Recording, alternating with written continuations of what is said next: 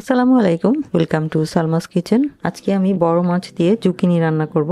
বড় মাছ দিয়ে জুকিনি কিন্তু খেতে অনেক মজা। তো বড় মাছ দিয়ে জুকিনি রান্না করতে এখানে আমি 5 কেজি ওজনের বোয়াল মাছের 4টি টুকরো নিয়েছি, মিডিয়াম সাইজ করে কেটে নিয়েছি। আর নিয়েছি একটা মাঝারি সাইজের জুকিনি। জুকিনিটাকে আমি লম্বালম্বি ভাবে 2 টুকরা করে এরকম আধা ইঞ্চি পুরু করে কেটে নিয়েছি। মাছের মধ্যে আমি 1 চা চামচের 4 ভাগের 1 ভাগ পরিমাণ লবণ, 1 চা চামচের 3 ভাগের 1 ভাগ পরিমাণ হলুদের গুঁড়া আর 4 ভাগের 1 ভাগ পরিমাণ লাল মরিচের গুঁড়া দিয়ে মেখে নিয়েছি। আর জুকিনিকে আমি 1 চা চামচের 3 ভাগের 1 ভাগ পরিমাণ লবণ আর 1 চা চামচের 3 ভাগের 1 ভাগ পরিমাণ হলুদের গুঁড়া দিয়ে মেখে নিয়েছি। এবারে চলে যাব চুলায়। কড়াইতে দিয়ে দিব 2 টেবিল চামচ পরিমাণ রান্নার তেল। তেল গরম করে নিব।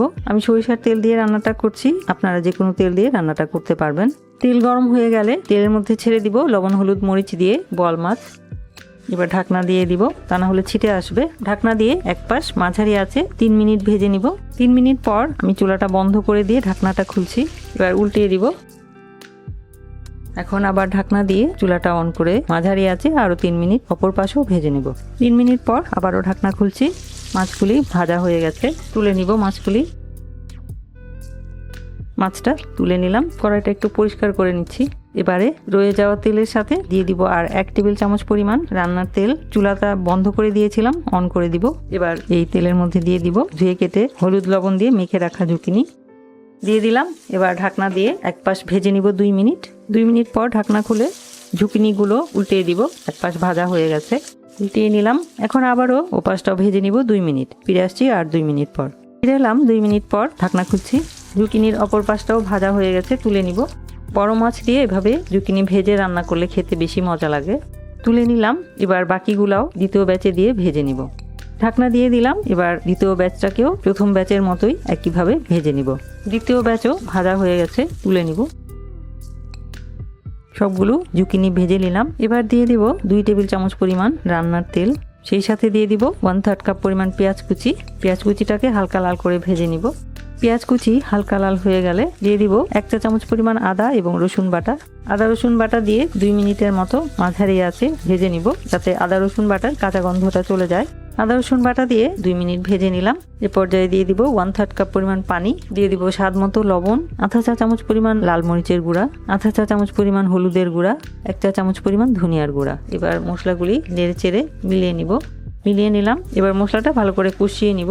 মশলা কষানো হয়ে গেলে দিয়ে দিব ভেজে রাখা জুকিনি। নেড়ে চেড়ে মিলিয়ে নিব। এবার ঢাকনা দিয়ে জুকিনিটাকে মশলার সাথে কষাবো 5 মিনিট। এর মাঝে ঢাকনা খুলে দুবার নেড়ে দিব। ফিরে আসছি 5 মিনিট পর। ফিরে এলাম 5 মিনিট পর, ঢাকনা খুলছি। এবারে দিয়ে দিব 1 কাপ পরিমাণ গরম পানি। নেড়ে চেড়ে দিলাম। এবার ঢাকনা দিয়ে রান্না করব আরও 5 মিনিট। ফিরে আসছি 5 মিনিট পর। 5 মিনিট পর ফিরে এলাম, ঢাকনা খুলছি। এ পর্যায়ে যোগ করব একটা ছোট সাইজের টমেটো, এরকম পাতলা পাতলা স্লাইস করে কেটে নিয়ে নেড়ে দিব।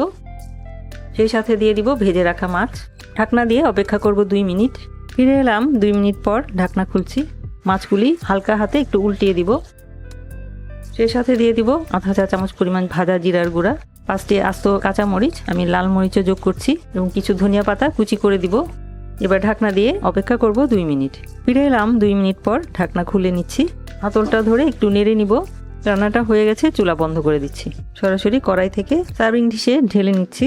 তৈরি হয়ে গেল জুকিনি দিয়ে বড় মাছের তরকারি। এভাবে জুকিনি দিয়ে খুবই লোভনীয় ভাবে বড় মাছের তরকারি রান্না করলে দেখেই কিন্তু সবার খুব লোভ লেগে যাবে, এতটাই লোভনীয় হয় দেখতে এবং খেতেও বেশ মজার। তো আশা করছি জুকিনি দিয়ে বড় মাছের এই রেসিপিটা আপনারা তৈরি করে খাবেন। আশা করছি খুবই ভালো লাগবে। ভিডিওটি দেখার জন্য এবং এতক্ষণ সাথে থাকার জন্য অসংখ্য ধন্যবাদ। সবাই খুব ভালো থাকবেন। আমার আর আমার পরিবারের জন্য দোয়া করবেন। আল্লাহ হাফেজ।